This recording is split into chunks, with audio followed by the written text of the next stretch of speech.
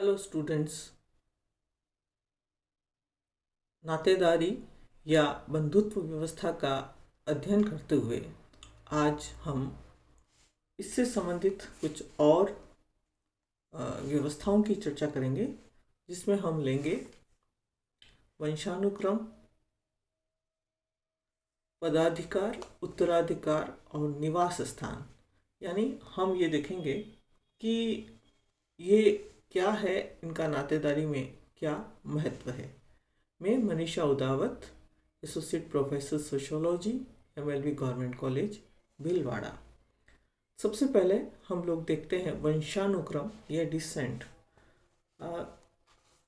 आप लोग सभी जानते हैं कि हम लोग मानव शास्त्र प्रश्न पत्र के अंतर्गत ये सब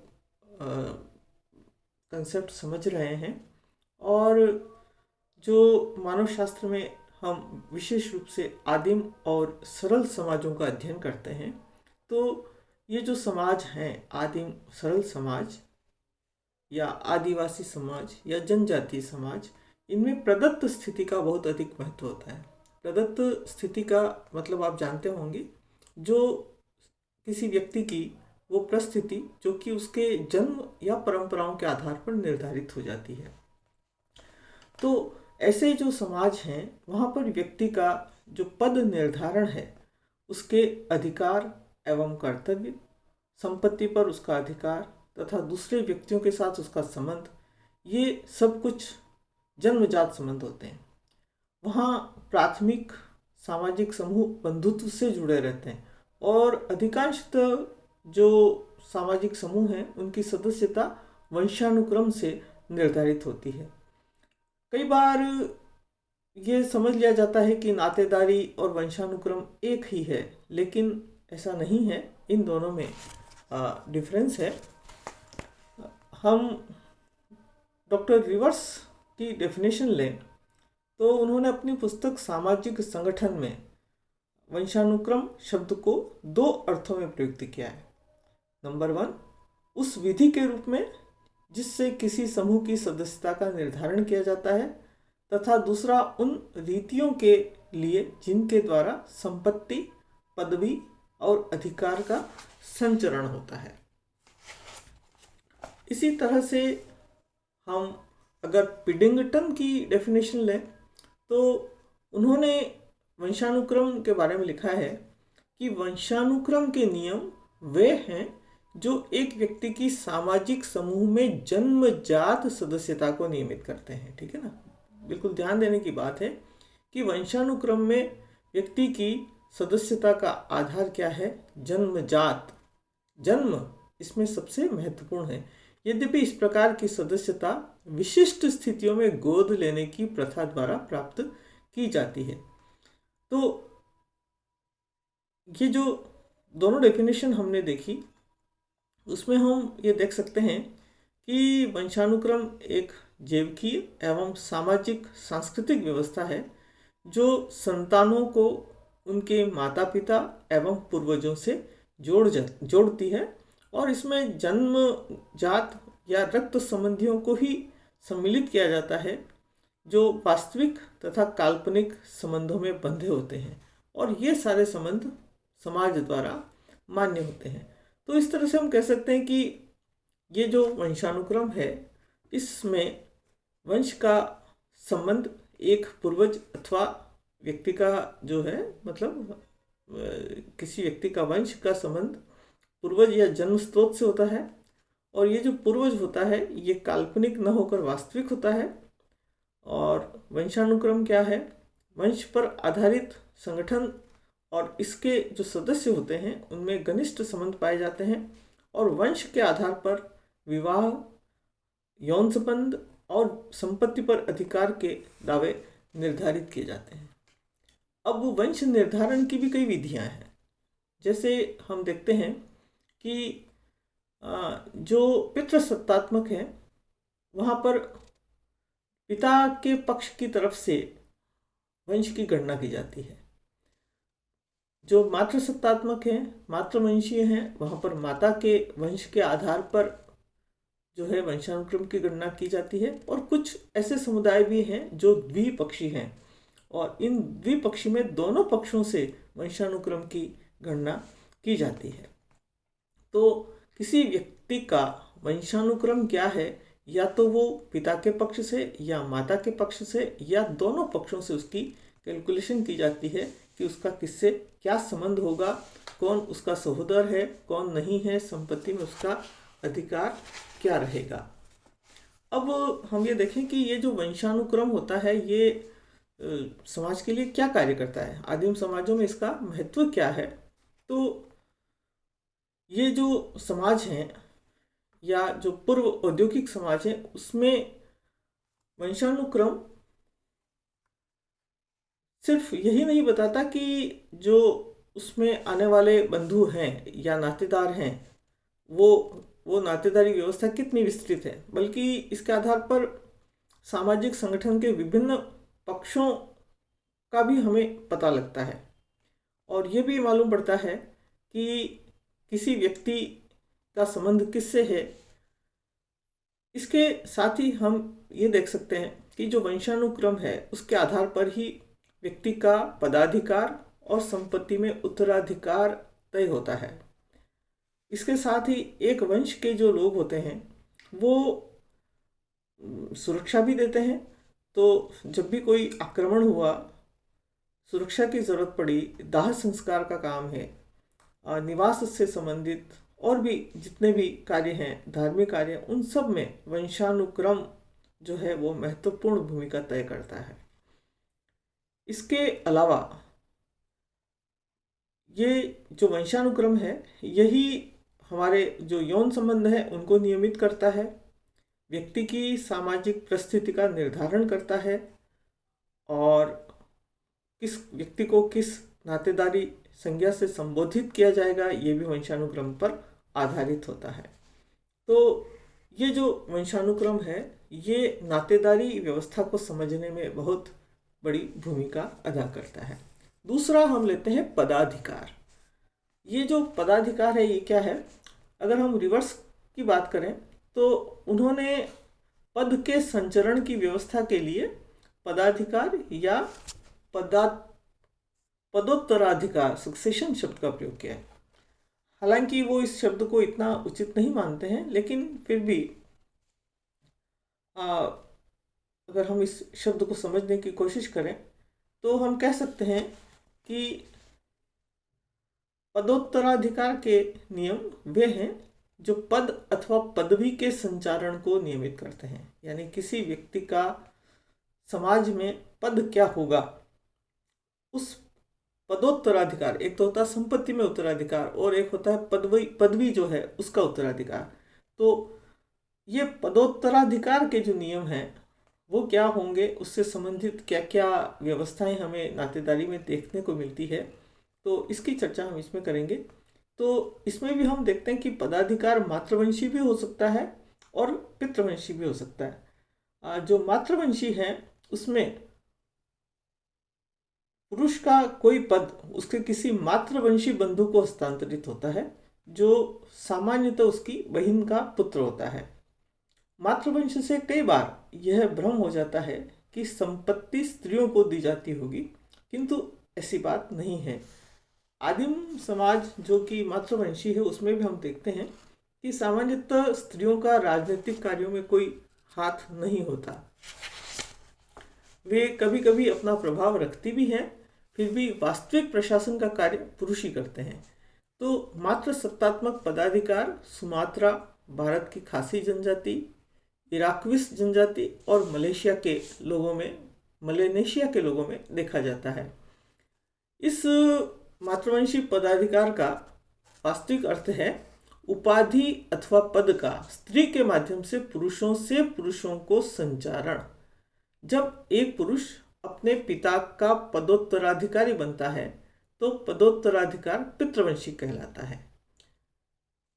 पितृवंशी एवं मातृवंशी दोनों ही व्यवस्थाओं में किसी भी पद एवं पदवी का पदाधिकार पहले एक पुरुष के बड़े भाइयों को दिया जाता है और फिर वंशानुक्रम में वरिष्ठता के आधार पर छोटे लोगों को, और इसी प्रकार संपत्ति के स्वामी और पदाधिकारी पुरुष की मृत्यु होने पर उसकी संपत्ति या पदवी का उत्तराधिकार आयु के हिसाब से बड़े भाई से छोटे भाइयों को दिया जाता है।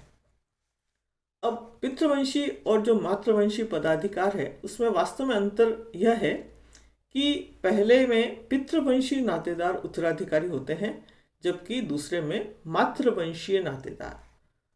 ठीक है, दोनों ही स्थितियों में इस बात को लेकर लचीलापन पाया जाता है कि वास्तव में कौन सा रिश्तेदार उत्तराधिकारी होगा, और जब कोई उत्तराधिकारी अयोग्य, अपरिपक्व और अप्रतिष्ठित हो तो उसे छोड़कर उसके स्थान पर प्रतिष्ठित एवं योग्य को उत्तराधिकार प्रदान किया जाता है।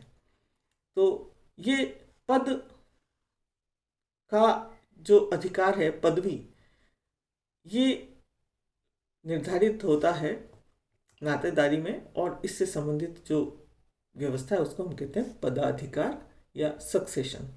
इसके बाद हम लेते हैं उत्तराधिकार, इनहेरिटेंस, और ये हम कह सकते हैं संपत्ति उत्तराधिकार। तो हम देखते हैं कि नातेदारी व्यवस्था में संपत्ति का उत्तराधिकार कैसे निश्चित होता है। जब हम पद एवं पदवी के संचरण की बात करते हैं तो उसके लिए तो हमने शब्द इस्तेमाल किया पदोत्तराधिकार, किंतु जब हम संपत्ति के संचरण की चर्चा करते हैं तो उसके लिए संपत्ति उत्तराधिकार शब्द प्रयोग करते हैं। पद की भांति आदिम समाजों में संपत्ति भी एक व्यक्ति से दूसरे व्यक्ति को हस्तांतरित की जाती है। डॉक्टर रिवर्स कहते हैं, उत्तराधिकार से मेरा आशय संपत्ति के संचरण से है। तो ये जो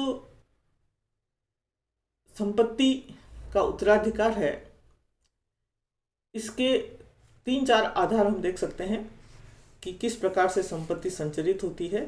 तो सबसे पहला आधार है इसका वंश या लिंग के आधार पर, दूसरा आयु एवं वरीयता के आधार पर, तीसरा वसीयत अथवा स्वेच्छा से, या चौथा और कोई आधार हम देख सकते हैं। जब हम वंश एवं लिंग पर आधारित उत्तराधिकार की बात करते हैं तो इसमें हम देखते हैं कि ये 2 आधार पर हो सकता है।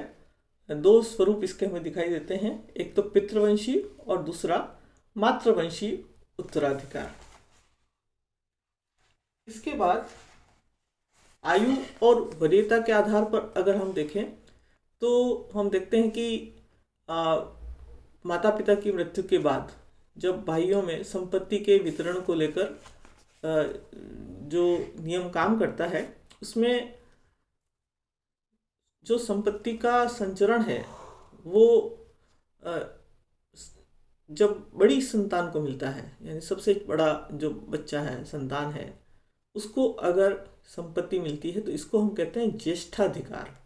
और जब संपत्ति का संचरण सबसे छोटी संतान को किया जाता है तो उसको कहा जाता है कनिष्ठाधिकार। तो 2 व्यवस्थाएं हमें दिखाई देती है, ज्येष्ठाधिकार और कनिष्ठाधिकार। पितृवंशी जो समाज है उसमें ज्येष्ठाधिकारी सबसे बड़ा पुत्र और कनिष्ठाधिकारी सबसे छोटा पुत्र होता है, जबकि जो मातृवंशी समाज है उसमें सबसे बड़ी लड़की ज्येष्ठाधिकारी और सबसे छोटी लड़की कनिष्ठाधिकारी होती है। तो इस तरह से आयु के आधार पर हम कनिष्ठाधिकार और ज्येष्ठाधिकार की व्यवस्था देख सकते हैं। इसके बाद जब हम वसीयत या स्वेच्छा का आधार लेते हैं तो इसमें हम देखते हैं कि आधुनिक समाजों में खास करके ये व्यवस्था हमें ज़्यादा दिखाई देती है। तो जो आधुनिक विकसित समाज हैं उनमें संपत्ति का जो स्वामी है उसको ये अधिकार होता है कि वो अपनी संपत्ति किसी को भी वसीयत में दे सकता है। इसके लिए उसको अपनी विल लिखनी पड़ती है, वसीयतनामा लिखना पड़ता है, और उसकी मृत्यु के बाद वह संपत्ति संबंधित व्यक्ति या संस्था को प्रदान कर दी जाती है। तो जहाँ परंपराएं हैं वहाँ तो वंशानुक्रम के आधार पर, आयु के आधार पर, वरीयता के आधार पर संपत्ति का संचरण हो जाता है, लेकिन इसके अलावा भी अगर व्यक्ति अपनी इच्छा से किसी को संपत्ति देना चाहे तो दे सकता है, लेकिन उसके लिए उसको वसीयतनामा या अपनी विल लिखनी पड़ती है। इसके अलावा भी अन्य आधारों को हम ले सकते हैं जिनमें कि संपत्ति का संचरण होता है। इसमें हम देखते हैं कि मतलब संपत्ति में किस तरह की संपत्ति है वो उस पर डिपेंड करता है कि क्या चीज़ किसको दी जाएगी। जैसे जो प्रोब्लियांड लोग हैं, मातृवंशी लोग हैं, उनमें कोई व्यक्ति है तो वो अपनी संपत्ति एवं जादू अपने पुत्र को देता है, न कि भांजे को देता है। जबकि हम देखते हैं कि जो मातृवंशी है वहाँ पर जो संपत्ति है वो भांजे को मिलती है, लेकिन जो मामा है वो अपने पुत्र को कुछ चीज़ें अपने पुत्र को देता है, न कि वो भांजे को देता है। इसी तरह से आप देखते हैं कि अरंडा जनजाति है, वहाँ पर जुरंगा नाम से एक पवित्र वस्तु होती है, ऐसा वो लोग मानते हैं। तो ये जो पवित्र वस्तु है वो जो स्त्री है वो अपने छोटे भाई को ही देती है। इसी तरह से संपत्ति के बारे में हम और भी देखें तो हम देखते हैं कि कुछ विशेष प्रकार की जो संपत्ति है वो सिर्फ लड़कियों को ही दी जाती है और कुछ है जो लड़कों को ही दी जाती है। जैसे कनेला जनजाति है, उनके घर व खेत लड़की को ही दिए जाते हैं। लड़की नहीं है तो उसकी जो बहन है, बहन की लड़की को दे दिया जाता है। तो हमेशा सब प्रकार की संपत्ति सिर्फ जन्म के आधार पर, वंश के आधार पर या आयु के आधार पर ही मिले ऐसा आवश्यक नहीं है। इसको लेकर के हमें कई अलग व्यवस्थाएं भी देखने को मिलती है। जैसे बेल्जियन कांगो की बोलो की जाति में एक व्यक्ति किसी चिकित्सक को संपत्ति देना चाहता था, किंतु सामाजिक नियमों के अनुसार वह ऐसा नहीं कर सकता था। इसके लिए उसने क्या किया, उसने चिकित्सक को हल्की चोट पहुंचाई और चिकित्सक ने हर्जाने की मांग की। चिकित्सक को हर्जाने के रूप में कुछ संपत्ति प्रदान की गई। तो यह भी एक तरीका हमें दिखाई देता है आदिवासियों में।